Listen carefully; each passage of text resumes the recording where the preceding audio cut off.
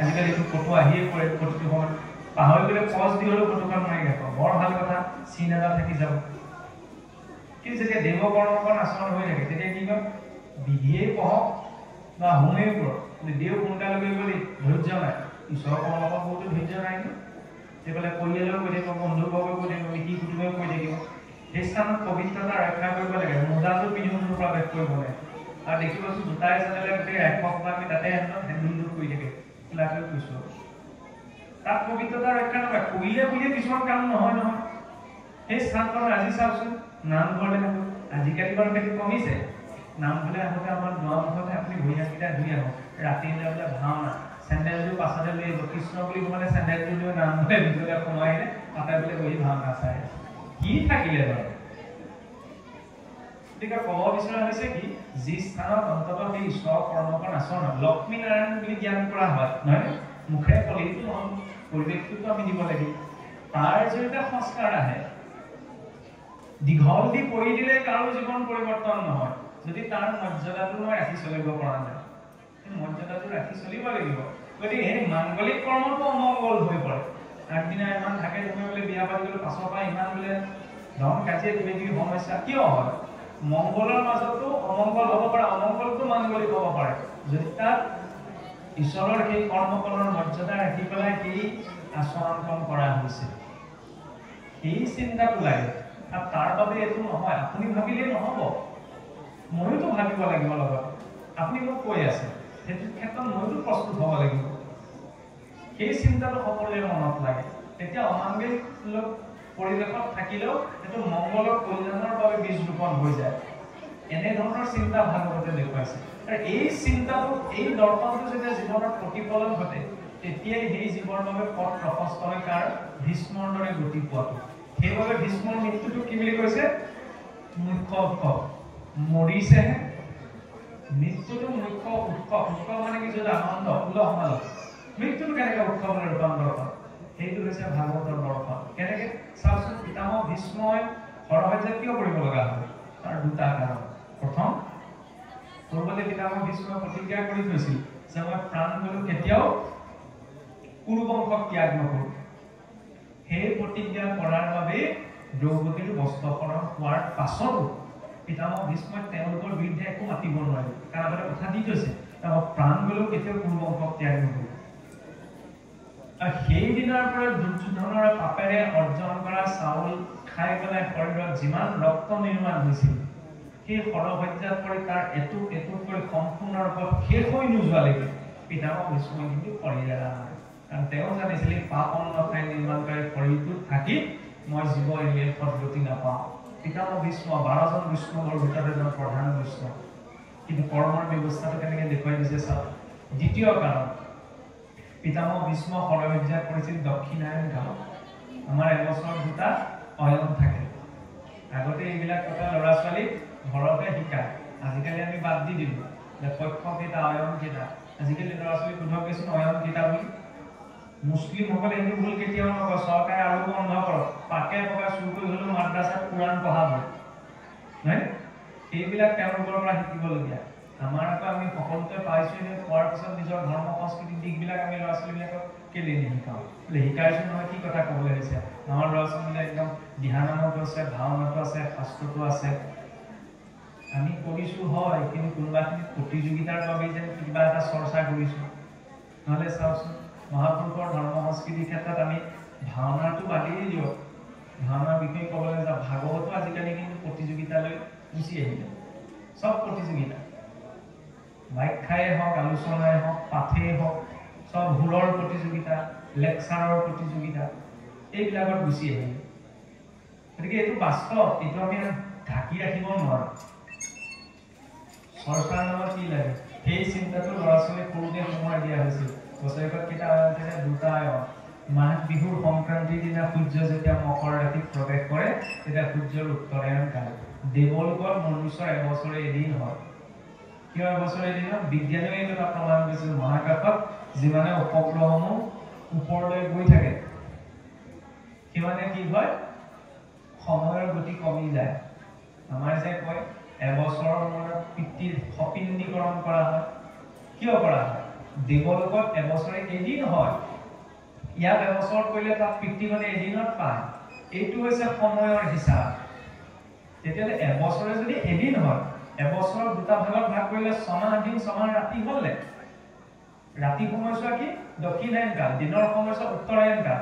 কাৰোবাৰ ঘৰলৈ যদি এতিয়া ৰাতি গৈ দৰ্জাত টকটকনি দিয়েগে, বিশেষকৈ আজিৰ যিটো সময় চলিছে, দৰ্জা খুলি আপোনাক সোমাবলৈ দিবনে?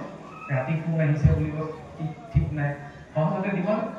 নিদিয়ে। দিনত যদি যায় অন্ততঃ খিৰিকীখন খুলি দিয়াৰো সুবিধাটো থাকে। গতিকে জীৱবিলাক শৰীৰেৰে আটাইতকৈ উত্তম সময় কি উত্তৰায়ণ কাল। সেইকাৰণে ভাগৱতৰ আৰম্ভণিৰ পৰা শেষলৈকে সকলো ভক্ত উত্তৰ দিশে, ৰজা পৰীক্ষিত উত্তৰ দিশে, বিদুৰ মৈত্ৰী উত্তৰ দিশে, পঞ্চ পাণ্ডৱ উত্তৰ দিশে, উদ্ধৱ উত্তৰ দিশে, ভক্ত ধ্ৰুৱ উত্তৰ দিশে, প্ৰহ্লাদ উত্তৰ দিশে। কিয়? ভক্তৰ গতি উত্তৰ দিশত আছে। কিয়? এইটো হৈছে উত্তৰায়ণৰ দৰ্শন। উত্তৰায়ণ কালত জীৱই শৰীৰে সহজে শুদ্ধদেহী যাত্ৰা কৰিব পাৰে, দক্ষিণায়ন কালত সহজ নহয়। সেইকাৰণে ভাগৱতৰ উত্তৰায়ণ গতিৰ কথা কৈছে। পিতামহ ভীষ্ম ইচ্ছামিত্ৰৰ অধিকাৰী আছিল, নহয়নে? ইমানখিনি কষ্ট পাই আছে, তেতিয়া শৰীৰ এৰি দিব পাৰিলে, কিন্তু নাই এৰা। কাৰণ তেওঁ জানিছিল যে দক্ষিণায়ন কালত শৰীৰ এৰিলে মই সহজে শুদ্ধদেহী যাত্ৰা কৰিব নোৱাৰো। সেইকাৰণে উত্তৰায়ণ কাললৈকে বাট চাই আছে, 6 মাহলৈকে প্ৰভাৱজাত ভৰ কৰাই আছে। কিয়? কাৰণ তেওঁ উত্তৰায়ণ গতি লাগে। এইটো ক'ৰ পৰা আহিব? এই ধাৰাৰ পৰা। কিন্তু আমি উত্তৰায়ণ গতি পাম বুলিয়ে বহি থাকিলে নহ'ব। আমাৰ জীৱনত এতিয়া কলিযুগৰ মনুষ্য হিচাপত কেইটামান বিশেষ সতৰ্কতা লাগিব। সেইবাবে ইয়াৰ পাছতেই প্ৰসংগ আহিছে কি ধৰ্ম পৃথিৱীৰ সংবাদ।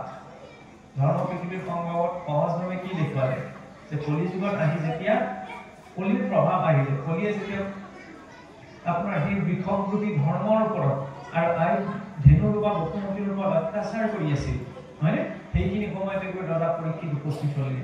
কাহিনীটো আমি সকলোৱে জানো। ধৰ্মৰ 3 চৰণ কলিয়ে ভাঙি দিলে, সত্য, কৌশল আৰু ক্ষমা। কিছুসকলে সত্য, কৌশল, ক্ষমা, দয়া বুলি কয়, কিন্তু ক্ষমাতে দয়াৰ ভাৱটো যুক্ত হোৱাৰ বাবে কি হৈছে সত্য, কৌশল আৰু ক্ষমা। ধাৰ্মিক বুলি কেতিয়া ক'ব পাৰোঁ? নিজৰ জীৱনত সত্যতা থাকিব লাগিব, শৌচাচাৰ জীৱনত থাকিব লাগিব। শৌচাচাৰ ইমান এটা প্ৰয়োজনীয় বস্তু যে ভাগৱত নামানো বুলি কোৱা যাব, ভাগৱত দ্ৰোহী বুলি কোৱা নাই। ভাগৱত দ্ৰোহী বুলি কাক কৈছে? ধৰ্মক জানিয়া যিটো অধৰ্ম আচৰে, শৌচাচাৰ সদাচাৰ নামানে জীবনে, নানা জ্ঞান থাকন্তে নাহিকে তাৰ লাভ, ভাগৱত দ্ৰোহী হিতু জানি বাহাবাব। যি ধৰ্মটোক জনাৰ পিছত অধৰ্ম আচৰণ কৰিছে, শৌচাচাৰ সদাচাৰ পালন কৰা নাই, আৰু হাজাৰ জ্ঞান থাকিলেও সেইজন ভাগৱত দ্ৰোহী কৰিছে। সেইকাৰণে জীৱনত শৌচাচাৰ লাগে, নহয়নে? কাৰণ শৰীৰৰ 9খন দ্বাৰ আছে, 2খন কাণ, 2টি নাসাৰ দণ্ড, 2খন মুখ, লিংগ দ্বাৰ, বৃক্ষ দ্বাৰ। এইখিনি জড়িত বৰ্জনীয় দ্ৰব্য নিৰ্গত হয়। গতিকে ইয়াৰ বাহ্যিক চাফ চিকুণতাৰ অৰ্থেও যিখিনি কৰ্ম আচৰণ, নহ'লে আমাৰ আকৌ ঠাণ্ডা দিনত কিছুমান পিতৃ-মাতৃ ল'ৰা-ছোৱালীয়ে কি কয় শৌচাগাৰলৈ গ'লে হ'ব পানী আছে মাৰি সোমাই, এইটো নহয়। শৰীৰৰ বুদ্ধি ক'ত হয়? স্নানত। এই বাহ্যিক আচাৰখিনিও লাগে। আন্তৰিক শৌচ ক'ৰ পৰা হয়? সৎ কথা বা আলোচনা কৰিলে সেইখিনি সদাচাৰ লাগে। কিছুসকলে দেখিবচোন খোলাকে কৈছোঁ, নামঘৰত বহি থাকিলেও আপোনাক কি কৰিব, হাততে পেলাই চাদা অকণ মলিলে, মলি পেলাই কি কৰিব, মুখত ভাব কৃষ্ণ বুলি কৈ মূৰতে দাঙি থৈ দিব। প্ৰসাদকেইটা খালেও হাতখন তিয়াই, এইফালে মুখত ধোৱা এখন চোৱা হৈ থাকিলে কি সদাচাৰ থাকিলে? ঈশ্বৰৰ ক্ষেত্ৰত চাওকচোন, বোলে চাদাৰ ক্ষেত্ৰত ক'বলৈ গ'লে এইটো মাজতে বিতৰ্ক হৈছিল। ক'বলৈ মানে চাদাটো যে তামসিক বস্তু, গোৱাখন শুদ্ধ, সুদা তামোল পাণযোৰ। সেইকাৰণে চাওকচোন, গুৰু আসন নাথাকিলেও তাত আমাৰ গোৱা পাণযোৰ আগ কৰা হয়, নহয়নে? সেইযোৰ সাত্বিক, কিন্তু তাতে চূণ চাদৰ লগালে একো সাত্বিক হৈ নাথাকে। এতিয়া চাওকচোন, যিদৰে মৎস্য মাংস তামসিক, চাদাটো তামসিক বস্তু। আৰু ইয়াৰ উৎপত্তি সম্পৰ্কত স্কন্দ পুৰাণত এটা কাহিনীও পোৱা যায়। কাহিনীটো কি আছিল বোলে, গৰুড়ৰ পাখিৰ কোবত সেই স্বৰ্গৰ সুৰভি গাই আঘাতপ্ৰাপ্ত হৈ তেওঁৰ পৰা নিঃসৰণ হোৱা ৰক্তৰ পৰা চাদাৰ উৎপত্তি হৈছিল। কথা প্ৰসংগত লাগি কথাকাৰ লগতে এজনে আপোনাৰ ফেচবুকত কিছু হেৰিয়াত প্ৰচাৰ কৰিলে যে চাদা অসুৰৰ বস্তু নহয়, দেৱতাৰ বস্তুহে। সেইটো ক'ব বিচৰা হৈছে কি, সেইটোতো চিন্তা কৰি লোৱা। কিয় বুজাব বিচৰা হৈছে যে গৰুৰ ৰক্তৰ পৰা যিটো উৎপত্তি দেখুওৱা হৈছে, মানে বুজাব হৈছে যে সেইটো এটা অপবিত্ৰ বস্তু, নহয়নে? সেইকাৰণে সেইটো পৰিত্যাগ কৰিব লাগে। কাৰণ আগৰ সহজ সৰল মানুহবিলাকে ধেৰ তত্ত্ব কথা বুজাই থাকিলেতো কথাবিলাক নুবুজে। সেইকাৰণে কিছুমান কাহিনীৰ অৱলম্বন কৰি বুজাবলৈ চেষ্টা কৰা হৈছিল যে সেইটো বেয়া বস্তু। আৰু পেকেট ফুটেজটো লিখি থোৱা থাকে সেই কেঞ্চাৰৰ মুখখন, তাৰ পাছতো খাবলৈ যায়। তাৰপিছত আৰু মোৰ মূৰ্খতাতকৈ আৰু বেলেগ ডাঙৰ মূৰ্খতা আছে জানো, হয়নে? সেইকাৰণে হয়তো অন্তত চিন্তা যেতিয়া ইমান বেয়া বস্তু এটা মুখত লৈ পেলাই মই ঈশ্বৰৰ নাম লৈছোঁ তেতিয়াহ'লে শুদ্ধতাটো বাদেই দিয়কচোন ঈশ্বৰে গ্ৰহণ কৰিব এনেই কোৱা নাই যে নাম ল'লে পাপ হয় মেৰুৰ সমান হেনাজানি জ্ঞানীজনে নলয় হৰিনাম নাম ল'বলৈ বৰ সহজ কিন্তু নাম লোৱা পদ্ধতিত থাকিবলৈ হ'লে কঠিন মই কৃষ্ণ কৃষ্ণ ৰাম নাম গোটেইখন বোলে মোৰ মুখস্থ আছে তাৰপিছত যদি অভক্ষণীয় দ্ৰব্যটো মুখত ভৰাই পেলাই নামঘৰ মলৈ আহিছোঁ নামঘৰত মই খাইছোঁ তাৰপিছত কিন্তু লাভ নাই সেইকাৰণে অন্তত সেইখিনি বৰ্জন হয় কিছু জেগাত দেখিছোঁ আপোনাৰ নামঘৰৰ ভিতৰত তামোল চাদা খোৱা বন্ধ নহয় এইটো কৰে কিছুসকল সেইটো নিজৰ কথা কিন্তু নামঘৰত বন্ধ কৰা সমাজত বন্ধ কৰাটো কথা নহয় ব্যক্তিজন নিজেওতো প্ৰস্তুত হ'ব লাগিব নামঘৰতে মই নাই খোৱা ঘৰত গৈও খামে সেইকাৰণে অন্তত চিন্তা যে অন্তত ধৰ্মটোক চিন্তা নকৰি স্বাস্থ্যটোক চিন্তা কৰি যাতে কেতিয়াবা আঁতৰি থাকক কেঞ্চাৰলৈকে হয় নহয় টিভিত ভাগৱতী এডভাৰটাইজ দিয়েই থাকে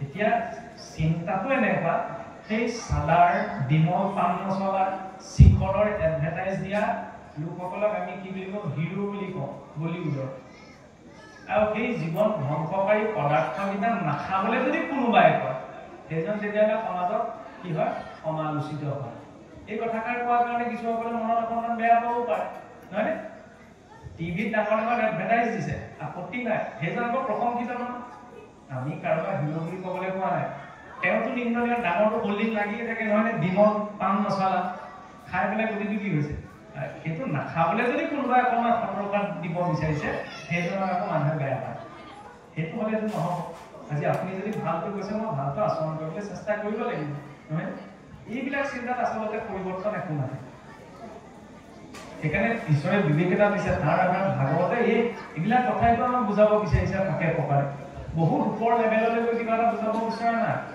আছে ভাগৱতত তত্ত্ব কথাও আছে তত্ত্ব কথাবিলাক পাছত যাম পোনপ্ৰথমে ভেটিটো ভাল কৰি ল'ব লাগিব ভেটিটো ভাল হ'লে তাৰপিছত পৰমাত্মাৰ কথা আহিব ভেটিটোৱে মই ভাল কৰা নাই তাৰপিছত আৰু পৰমাত্মা কৰি দিলে কেনেকৈ পাওঁ নিজৰ অৰ্থ নাইকিয়া হৈছে কেনেকৈ পৰমাত্মা ভাল নিজৰ অৰ্থ ক'ৰ পৰা আহিব এইখিনি শৌচলা চাওক ইয়াৰ পাছত কি কৈছে তপ